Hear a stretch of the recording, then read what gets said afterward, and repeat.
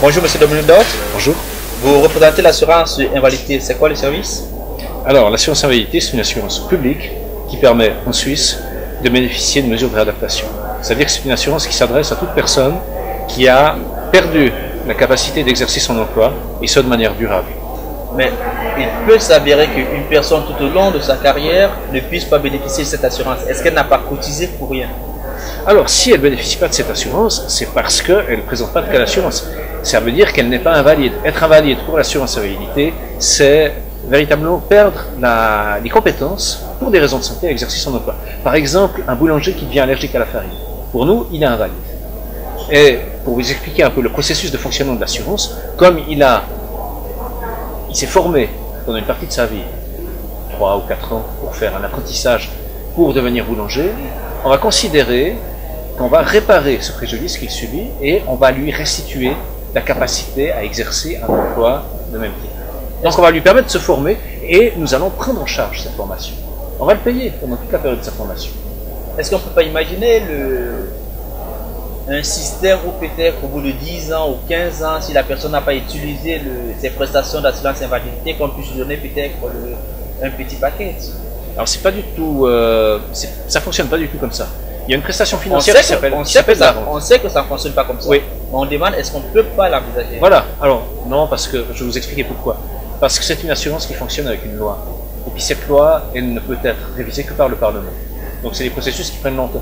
Et là, je ne verrais pas tellement l'intérêt, puisque l'idée, depuis l'entrée en vigueur de l'assurance en 1960, c'est la réadaptation prime la rente.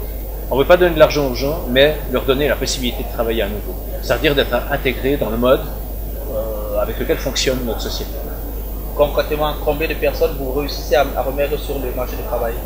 Alors, j'ai pas le chiffre exact, mais j'ai juste les chiffres en tête parce qu'on vient de faire une conférence.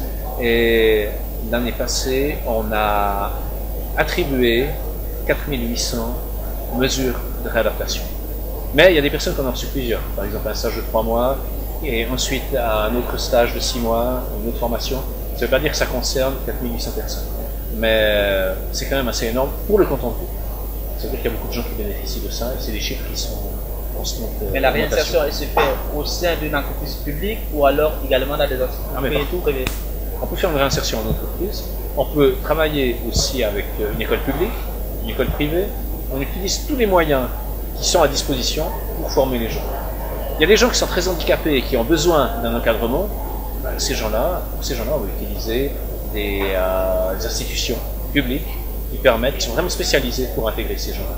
Il y a d'autres gens, je pense au boulanger qui est allergique à la farine, s'il veut devenir un employé de commerce, il faut faire un CFC dans une entreprise. S'il veut apprendre l'anglais, on peut lui fournir des cours en utilisant une institution privée, une école privée.